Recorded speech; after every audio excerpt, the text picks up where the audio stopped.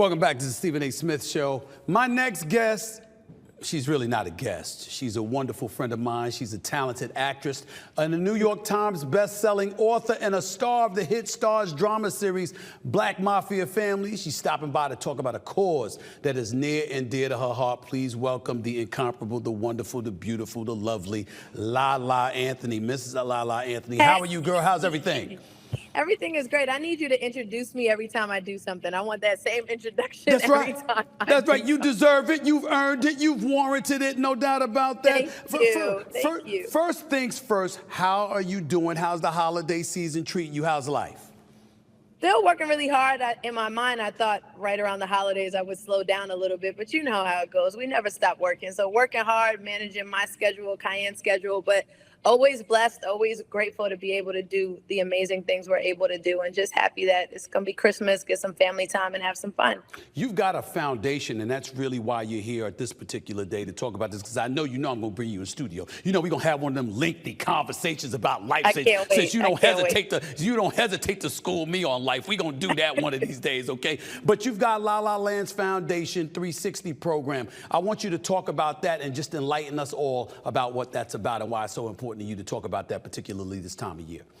Definitely with the holidays coming up, you know, it's definitely all about giving back, and we shouldn't wait for the holidays to give back. Giving back is something that's near and dear to my heart. So I started an initiative out of Rikers Island called 360. It's for young men ages 18 to 21. We're going to expand soon to young women as well. And it's mentorship, life building skills, you know, just filling a room up with love and positive energy, and really giving these young men a second chance to be amazing citizens in their community. You know, a lot of times people don't want to give people a second chance, and I'm working with these young men so that when they come out, they become assets in our community and leaders in our community. And it's an initiative I'm incredibly proud of. We've seen some amazing success out of Rikers Island, and just excited to continue doing the work. I have no aversion to it whatsoever. I fully support you in that mission, and congrats and props to you for doing it. But you know there's a lot of folks out there, critics out there, anybody that would look at it and say, okay, those are people who were incarcerated. There's so many people out here who need some help. Why them? How do you answer that question? So I answer it by saying I primarily work with 18 to 21 because when I look at these young men, I do see Kiyan. And any young person out there is one bad decision, wrong place at the wrong time, wrong friend group from being, you know, incarcerated for something, you know, and I want to be sympathetic to that. I want to be a role model to those kids. I want to show them that there is a better way. And I'm just really proud of the work we're doing. I do this for Kiyan. You know, any of our children are one bad decision away from being right there with the rest of these kids. And I want to prevent that and be an advocate for giving these young men second chances out there in our community. What originally sparked this, and how old is this program? Explain that. What originally sparked this? So I was originally invited to Rikers Island by the mayor of New York to see a program called Fatherless No More that was headed by Pastor Tim Johnson. And I was just so blown away by the incredible work that he did. And, you know, just very grateful that he's opened the doors and allowed me to do my work there as well. So just going in there, seeing the work that was being done and saying, you know what, I want to continue doing the same stuff and put the Lala twist on it. And that's how 360 was born. And again, the work just came out of a place of wanting to help and seeing so many of our young Black and brown men lost out here, you know, in these communities, and just wanting to be a positive light for them. I'm looking at you and I'm looking at your resume right here. Again, New York Times bestselling author, fashion and cosmetics mogul, created your own hair care line, by the way, Anala, if I remember correctly. Yes. You know, I'm just looking at a whole bunch of things, collaborated with Pretty Little Thing to create a summer line that highlights size inclusivity. I'm looking at all the, did I miss anything? I mean, did I get anything wrong yet? I got here additional TV credits include the A&E series Unforgettable, CBS crime drama NYC 2022, popular VH1 scripted show Single Ladies. I mean, you're doing it all, and I'm just saying to myself, watching you and knowing you the way that I do, because we've been friends for years, obviously we go way back, I'm thinking about one of your best friends in the world, Kim Kardashian, and some of the things that she's doing along the lines of politics and communicating with politicians to provoke change. I'm wondering, do you do that? And if you haven't, is that a next step for you? Because I know how brilliant you are, because you educate me all the time. So I get scared when you disagree with me, because I'm like, you're going to have a good point. You're going to get me. Thank you. Thank you. But you know what's great is having a best friend who understands that space, because we can really lean on each other. You know, when I have questions about certain policies and certain laws and how do you change, these policies and these laws, I'm able to call her. You know, I got on speed dial and say, hey, what do I do in this situation? How do I handle this? Or I'm talking to this person's lawyer. What happens here? So it's great that we're able to lean on each other that way in that space. But for now, I'm in the trenches. I'm going in Rikers Island. I'm in it. And then I get to lean on her to really guide me when it comes to the legal stuff and how to navigate that space as well. Now, I have to be careful, but I have to ask this question, Lala, because see, I'm looking at it like this. First of all, when somebody like you walks any place, people are going to open their eyes and they're going to watch and they're going to listen. If I'm fellas that's incarcerated and I'm about to get out, I'm going to be free, I want all the help that I could get. But damn, if Lala rolls up in there, I'm definitely going to want to listen to her with her beautiful self. I'm just wondering, do you have any idea that it's kind of difficult for folks to stay focused and be concentrated when they're talking to you, Lala? I mean, have you thought about that at all? I think maybe for the first 5 minutes, but when I come in there, I demand respect, and respect is what I'm given. And I just appreciate, the respect that I'm given. I don't play any games. Like, when you carry yourself in a certain way, people know they can't play with you. I come in that room and I demand respect, and that's exactly what I get in return. I am an eyewitness to that. I've known you for years, yes. and when you roll up on me, it's like, Lord, what have I done? Let me make sure, she's okay. But let me get back to you real quick, because I know what you're hoping to accomplish with this, and basically preparing young men for the real world that awaits them. How concerned are you in this day and age, considering the divisiveness, how evil our society can be at times, the advent of social media, how so many voices are out there, but most importantly, how many people are affected by those very voices? How much does that play a role in terms of your tutelage and your preparation for these young men in order to get them set for what's out here waiting for them? What about that? How much does that play a role in the counsel that you provide?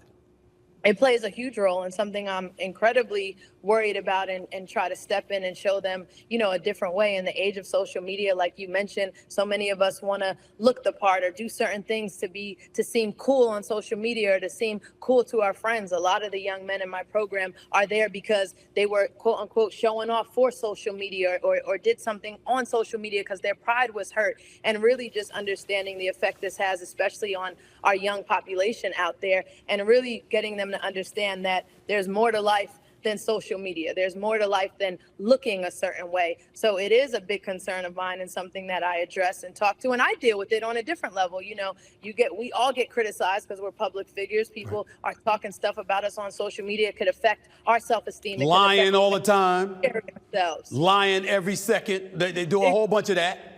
Exactly, that too, exactly. And it might change, how we view ourselves. So I'm a very confident person, and I try to bring that confidence in this room as well. And I just want to add one more piece. Please. Also, this week, we're doing a huge winter wonderland for 400 inner city kids out in the Bronx, where we give Christmas to them. So, my work, yes, is primarily the 360 program out of Rikers Island. But my work is for anyone who needs it, for anyone who's out there that needs a positive light in their life, that needs someone to believe in them. I'm your person. Like, I want to believe in you and give you that hope that I had growing up as a young person as well. So I just want to open it up to anybody that's out there that feels like they just need some guidance, some mentorship. I'm here for that. How receptive have the women in your life, or how supportive, should I say, have the women in your life been towards helping you achieve this goal? Incredibly, supportive, especially my mom. I mean, growing up, she just taught us, like, you should never judge anyone. You don't know what a person has been through. Don't judge people. Give people a second chance. People make mistakes. Have grace. Have mercy. So those are the same things I tell myself as I'm doing this work, whether it's inside of Rikers Island or outside of Rikers Island. A lot of us have been through a lot of things that have shaped some of our decisions, shaped the people that we are. And you got to have grace and compassion for a lot of people out there, for sure. Your voice is obviously something that is a voice that resonates, and you have a lot of things to say, a lot of positive, a lot of productive, a lot of substantive things to say. One would argue that acting, as much as you love it and as much as as well as you do it, the voice that you could have, I watch you guest host the Breakfast Club, for example. I know what you could do in a chair like that and stuff like that. Ever contemplate, because of the kind of voice that you could have, ever contemplate doing those things on a full-time basis? I'm laughing because I feel like you and my mom had a conversation before this interview. Right. You sound exactly like my mom. Listen, there are things that you're passionate about. Acting is my passion. Acting is what I love. Your passion is something that you would do if you weren't getting paid for it, something that you love that much. That's how I feel about acting. So I'm always going to chase my passion. And it's great that, I have this space as well. If I ever decide this is what I want to do, it's awesome to have that kind of ace in my back pocket. But for now, acting is my passion. And that's really what I'm chasing and continuing to grow and get better at. And I love BMF. We're coming back in March for a brand new season. It's going to be on and popping. So just excited for that. Oh, don't you worry about that. I was going to bring up BMF. Don't get because I got a question about that. But before I let you get on out of here and before I ask you about that, I mean, the passion for acting, why is that? Because I got to tell you, I don't know if you noticed, I got a recurrent role in General Hospital. I don't know if you knew that. I got a recurrent role in General Hospital. I've never thought about acting in my damn life, Lala, but I got to tell you something. I'm fascinated by the fact that I could be whatever the role allows me to be. I actually plan on taking acting lessons. What is it that you love about acting so much? The passion stems from, again, creating a character, becoming and immersing myself in this character, becoming someone else. But the passion also comes from being told so many times that I couldn't do it. I was told so many times that you're a TV host, you're an MTV host, you can't transition to acting. There's no such thing. Just be happy with what you're doing. And I'm like, you know what? I love this and I'm going to prove people wrong and I can really do this. So the passion also stems from a place where I'm in constant competition with myself that I can do this and I can become really great at it. And that's what I'm working towards. Wow. BMF, Black Mafia Family. I was going to ask you what can we expect, but I can only imagine what It's a roller coaster ride. What we can expect from Markeisha Taylor on that show. It's a roller coaster ride. I love the show. I love the acting, stuff like that. Sometimes I find myself wishing it was someplace other than Detroit, based out of something other than Detroit. But I understand it. That's why damn it, that's the real. It's true elements to it. Story. And you know what was so incredible? We went to Detroit for a lot of it to shoot, and we actually shot in the house that Meech and Terry grew up in, that their mom still lives in. So to be in the house, like in that environment, and just feel all of that energy around you, it was just a crazy experience. But Detroit has shown us so much love. So shout out to Detroit. And like you said, the story takes place in Detroit, Atlanta, but now as the seasons go on, you'll see it start expanding into a bunch of different places. Television or film, what's your preference? For me, I love television. Because? Consistency. I love the consistency of television. I like to know that for the next 5 or 6 months, I have this job locked in. I'm going to work on a day-to-day basis. I like the consistency. And then if I could throw a movie or two in between all of that, then I feel like that's a good slate for me. I'm happy with that. I'm looking at it, and I got to admit, few things don't make me mad on television, but I was mad when Keisha got killed on Power. It really bothered me. I'm like, keep her around, for crying out loud. But then I understood that, there was going to be other stuff. But I was just saying to myself, damn it. I was mad as all get out. I missed that whole cast. Amari and Joseph and all of those are my boys and the whole bit. And 50 Cent is just that dude. What is it like? What has somebody like 50 Cent done for your career, considering what you've been able to accomplish? 50 Cent has changed my career. 50 Cent is one of my closest friends, and just him believing in me and instilling that confidence in me, for me to be confident to do what I do, I'm forever grateful for him to give me that shot on Power. And yes, I auditioned and I worked hard for it, but for him to say, no, La's our pick, let's go with her, and give me that confidence. And then now to transition to BMF, and him and I have a bunch of projects that we're working on together. It's incredible when you can work with a friend, a mentor, and just, learn from, he's so smart in this space, to be able to learn from him. It's like a master class every single day. I don't think anybody realized how brilliant 50 Cent is. I mean, brilliant. He's brilliant. I did an interview with him years ago. He's just a brilliant brother. Before I let you get on out of here, my last question, Mr. Carmelo Anthony, that's my brother. You know how much I love him. You and he got a son, Kiyan, you brought him up. 6'4" junior out of Long Island Lutheran High School, a top 50 prospect in the 2025 recruiting class. I'm looking at these things right now. I'm not going to talk about him much because he's a kid. You understand? He's a kid, right?